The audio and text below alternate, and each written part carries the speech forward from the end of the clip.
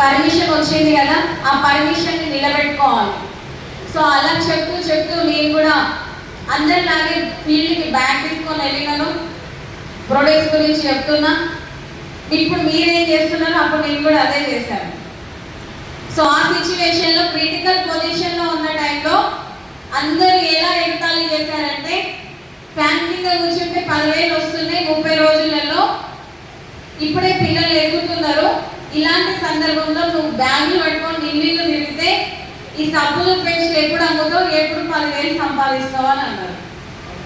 అంటే నేను వాళ్ళందరికీ ఎలా కనిపించానంటే సేల్స్ మ్యాన్ లాగా, సేల్స్ గర్ల్ లాగా కనిపించాను. ఇంటింటికి తిరిగి అమ్ముకోవాలి, అక్కడ వచ్చిన డబ్బులతోటి నేను సంపాదించుకోవాలి అన్న ఆలోచన జనాలకు ఉంది. సో ఆ సిచ్యువేషన్లో మళ్ళీ ఎంఎస్ఆర్ గురువు గారి దగ్గరికి వచ్చి మాట్లాడితే సార్ ఒకటే చెప్పారు, నువ్వు ఎక్కడికి వచ్చినావు? మీటింగ్కి వచ్చాను. ఏం చూసినావు? లక్షలు సంపాదించావు. బయట జనాలకి ఇదంతా తెలుసా? తెలియదు. మరి ఎవరి మాట వినాలి? బయట తెలియని వాళ్ళ మాట వింటావా, వెస్టీజ్లో సక్సెస్ అయిన వాళ్ళ మాట వింటావా? సక్సెస్ అయిన వాళ్ళ మాట. ఇంకా వేరే వాళ్ళ మాట వినకు, మీరు చెప్పినట్టు చేయండి, జనాల మాట వినకు.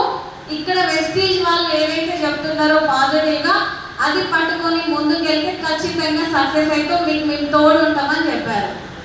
ఇంకేం కావాలి?